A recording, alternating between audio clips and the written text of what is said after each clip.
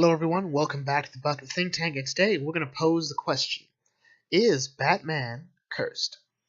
So this question sort of came about with the news that the Joker is on his way to be the Joker, as Batman and Catwoman are preparing to get married. And this isn't really that radical a question. I mean, we already know the answer. Well, most people who've read the comics have already known the answer. But I just sort of want to delve into the answer. Because the answer is effectively yes, Batman is cursed. But the question is, how does the curse work? Or at least, is this really a thing? So, Batman being cursed sort of poses the question that I think Batman is one of the more tragic characters in the DC universe. Because while his life is constantly full of constantly depressing moments, and you could argue that plenty of other characters have it worse, I've never seen a character like Batman, because as Batman tries to improve his life, things get worse. If you look at things like, or characters like Superman or Wonder Woman, these are people that can't go home. Wonder Woman can't go to Themyscira, currently in this new canon. Superman's home is gone and his parents are dead, but they all have these really great family moments and memories that sort of outshine them. Superman never knew Krypton the way that Zod does, and Diana willingly left Themyscira. These things are a bit different than exactly what happened to Bruce. We could make the argument that some characters are worse, but I've never seen any character, at least from my perspective reading, who's sort of punished for trying to be happy. So, coming up to the actual story, let's talk about the curse itself. So, the curse itself came from the story written by Grant Morrison, Batman: The Return of Bruce Wayne, where after the events of Final Crisis, when everyone thought that Batman had been killed by Darkseid, he'd actually just been sent back in time, because that's what happens. I guess Grant Morrison watched Samurai Jack.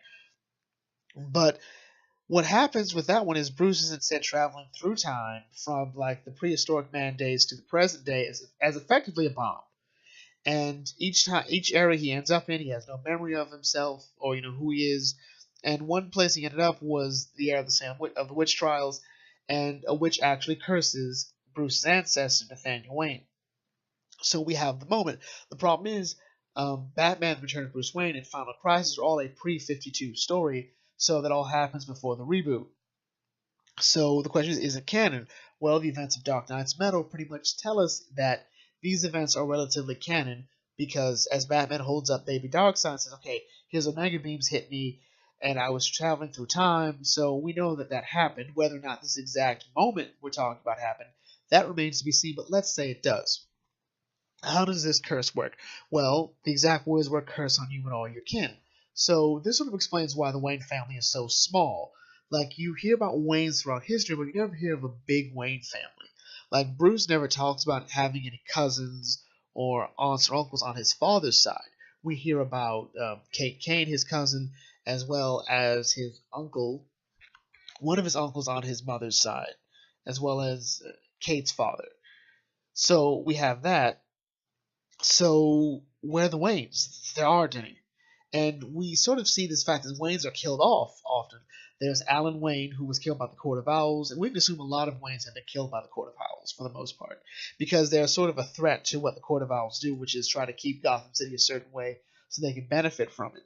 And then, of course, there's the fact that in regards to Crime Alley, okay, so X amount of Waynes can go into Crime Alley. That same X cannot leave Crime Alley.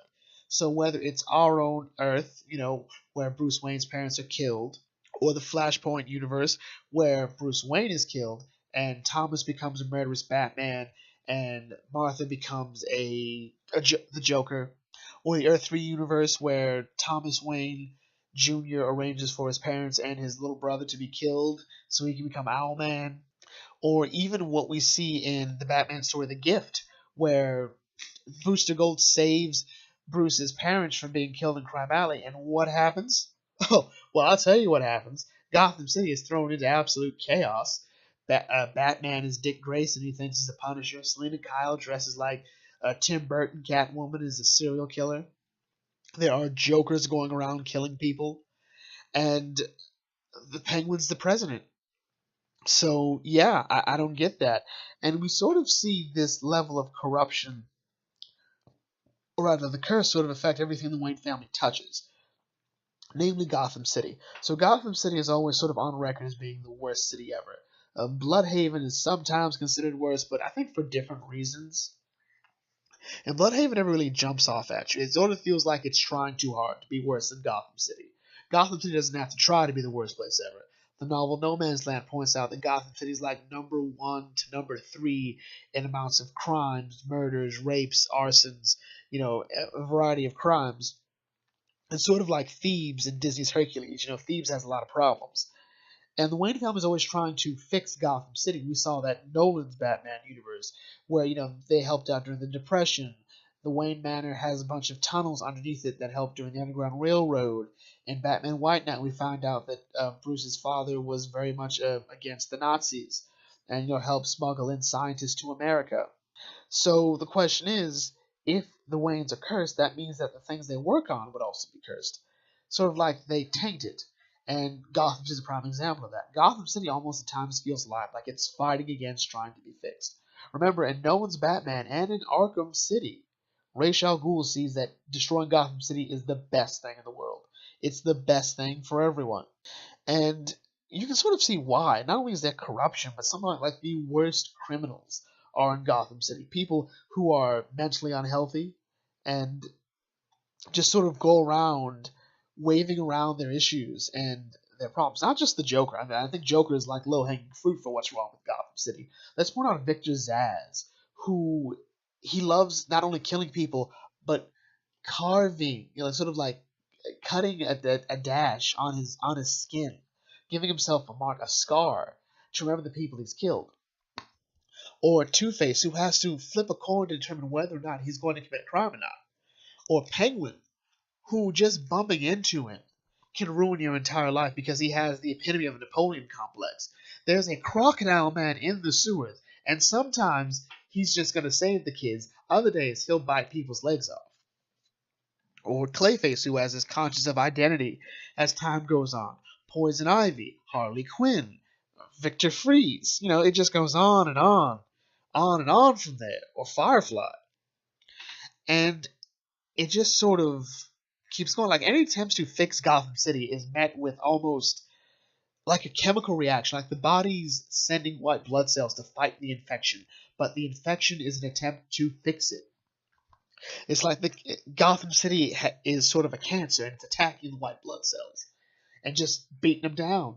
A good example is the recent story, well, not a recent story, but the first story written by Tom King for Batman Rebirth, the I Am Gotham storyline, where Gotham and Gotham Girl are these two superheroes coming like, we want to help save Gotham City. And Bruce thinks, okay, well, these could possibly be my replacements because there are things I just can't do or won't be able to do more than once. And we find out the story of Hank and Claire and how they became Gotham and Gotham Girl. Effectively, what happened was Hank, with his parents, was leaving the movie theater, and they were being mugged. And pretty convenient. Sounds familiar. That's what happened to Bruce Wayne. But what happened? Batman stopped it. Almost as if it's kind of weird that was going to happen again. Almost as if the city likes to recreate in sort of like a tribute to itself. So Batman effectively denies it. He has interfered in the curse of Gotham City, the curse of the Wayne family. Hank and Claire become Gotham and Gotham Girl. They're super inspired by Batman to be better superheroes. And what happens? Well, the Psycho Pirate gets to them. And Hank is sort of driven insane. He's trying to fight everything. He's afraid of Batman for a bit. There's a scene when he's trying to fix a bridge, and the bridge is sort of a metaphor for Gotham City. He says, I tried so hard to fix it, but it just doesn't want to be fixed. And Batman just goes, I know. It's a never-ending war that Batman wages against Gotham City, trying to save it from itself. And that really sort of summed up the problem, as if the city rejects any help because it likes itself. And does it really stop there? Well, no. It goes a bit further into the things that Batman touches. So Batman is sort of a creation of a need for Bruce Wayne to deal with the death of his parents. And the aspect of death is very pertinent to the curse as well as Batman. So let's talk about the fact that every Robin has at one point died or been declared dead to the world. Or we all know about Jason Todd, beaten with a crowbar by the Joker and a building exploded around him. Damian Wayne was killed by a weird clone of Damian because he sided with Batman over his mother. Tim Drake was believed to have been killed by the colony, and that didn't go out so well, even though to him and us, the reader, he was teleported away by Mr. Oz. Dick Grayson was dead temporarily, and he had to make the world think he was dead afterwards. And Stephanie Brown, when she was Robin, was believed to have been dead for a good period of time. And she originally was supposed to be dead until the new writer took over. And even then, if you look at sort of like the Bat family as a whole, like Ed and Batgirl, none of them are happy. None of them are able to sort of escape the curse of the Wayne family because they're closer to it than anyone else. I mean, we just talked about the Robins. The Robins have never been able to sort of lead a normal life. All right, Dick Grayson's life is, and he's the one who's been trying to rally against becoming Batman, becoming Bruce harder than anyone. That's sort of why he became Nightwing, why he joined the Teen Titans. It was sort of a bit of rebellion, and his life has never been easy. Starfire left him at the altar. You know, he's not only has he died, he's messing things up with Barbara Gordon. He's been unable to function. Battle for the Cowl was him saying, we don't need Batman, and he's the one that had to end up being Batman. Tim Drake tried to move on with his life. He actually had parents. They were killed pretty much by him being Robin or him trying to get close to Batman to inspire Batman. Barbara Gordon's mother. Her mother left because of James Gordon, her brother.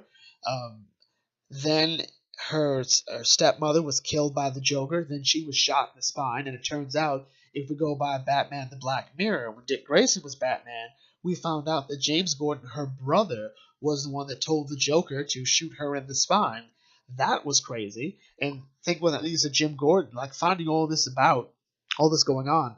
He's effectively been blackballed from going anywhere else. Like, he's tried to transfer, as we found out in No Man's Land, but no one wants him because he has to rely on a dude in a bat suit to help save the day. He has nowhere else to go. He can either retire or he can just keep going. And of course, there's people like the Victim Syndicate. The Victim Syndicate is insane. Okay, they're a bunch of people who had committed no crimes. They were just victims of Batman's war against people like Clayface, Scarecrow, Poison Ivy, and so on. And they said, like, no, we're going to put Batman on blast. We're going to hold him accountable for everything he's done because he is a poison on the city. And we've heard that before from people, too. You know, Batman causes more harm than he stops. And you could have that argument, I think. But I would say it's a bit silly. Although then again, if you go by the idea of the Batman's curse, that's sort of it. And this concept of death in Gotham City and in Batman is even furthered by the fact that one person really has died. Bruce Wayne, and not just in the metaphorical death of, you know, when Bruce Wayne died in Crime Alley and Batman was born. But if you go like the Dark Knights, they're versions of Bruce Wayne who have been unable to deal with the death and loss of people. Whether it was the Batman that became the Red Death because the Robins and Batgirl had been killed, so he tied Barry Allen to the Batmobile and drove him into the Speed Force. Or the fact that the Murder Machine Batman couldn't deal with Alfred dying, so he used Cyborg to help create a hologram of Alfred who went around killing his enemies. Then there's, of course, the version of Bruce Wayne, Bryce Wayne, who couldn't deal with the loss of Sylvester Kyle. Or there's the Bruce Wayne that became the Dawnbreaker, who got a Green Lantern ring after his parents were killed and polluted the emotional spectrum. Or even the Batman who effectively killed the Joker, and the Joker effectively turned him in, fused with Batman to some extent. That was all proof of the fact that death surrounds Batman. But even further was the events that happened in Batman Endgame when Bruce Wayne died, going into Batman Super Heavy. So Batman/Bruce Wayne died, fighting the Joker in Batman Endgame, but was brought back to life by Dionysium, which was a super Lazarus pit. And it effectively wiped his brain clean. There's no trauma. There's no trauma of the death of his parents. There's no memory of his training. So there's enough of Bruce Wayne's brain to have a bit of it, but not enough. It takes 15 years, according to that story, to become Batman. 15 years of hard, grueling training of mind, body, and spirit to become Batman. And this one doesn't have it. So he's off the grid. So Bruce Wayne has no memory. He has no money, courtesy of Batman Eternal. And he's totally fine. He works at a community center. He doesn't remember his parents dying, but he knows his parents. He knows that these people he's looking at in photographs are important to him. He knows that Alfred's important to him. And he's just sort of moving on with his life. He's going to marry his high school sweetheart, who it turns out her father sold the gun that was used by Joe Chill to kill his parents. But he doesn't care. He wants to marry Julie. He wants to start a new chapter of his life. But what happens? Even with a new Batman, courtesy of Jim Gordon, becoming the GCPD's Batman, Gotham City rallies against it, rallies against this real change, this really a sense of Bruce being happy, as if the city remembers that it originally was a curse on the Wayne family. So it makes the city worse. It creates an impossible scenario where Jim Gordon as Batman can't do it, and Bruce is forced to confront it. There was a great scene of this giant bat attacking Bruce Wayne in the subway, and he has to face the reality of that he's Batman. Even meeting a Joker who's lost his memories, he realizes that I have to go back and become Batman, but he has to die. He has to undergo brain death for his brain to be downloaded with everything that he needs to be Batman. And Alfred can't do it. Alfred can't do it. He almost refuses to do it to an extent. He refuses to be Joe Chill. So what happens? Julie has to do it. Julie Madison, the woman who loves Bruce, the woman whose father helped kill Bruce's parents, whether intentionally or not, she has to push the button. She has to kill Bruce Wayne, so Batman can be born. And that was intense the more I thought about it. Like the idea that the city won't let him rest. Alfred said it best, this city doesn't give, it takes. And just when Alfred thought that he got his son back, the little 8-year-old boy who lost his parents, that he was finally coming back. No. As soon as you thought it, the city said, just fooling you. He's coming back. We'll make him come back. We'll make it so he has no choice but to come back. Coming up to Bruce's love life, the women in Bruce's life, whether it's Julie Madison, whether it's Rachel Dawes, whether it's Zatanna, whether it's Wonder Woman, whether it's Jezebel Jet, whether it's Silver St. Cloud, whether it's Vicky Vale, whether it's Catwoman, these women all have to deal with how involved they are with Bruce Wayne. One of the reasons their relationships don't work, and this includes Talia, is that these women can't deal with the dichotomy of Bruce Wayne and Batman. I think people like to view them too much as two separate entities. I think at the same time they are the same person, because they both need each other to operate. And Talia loves Batman. A lot of the other women like Bruce Wayne, but I think only a small handful of women can deal with Bruce Wayne and Batman.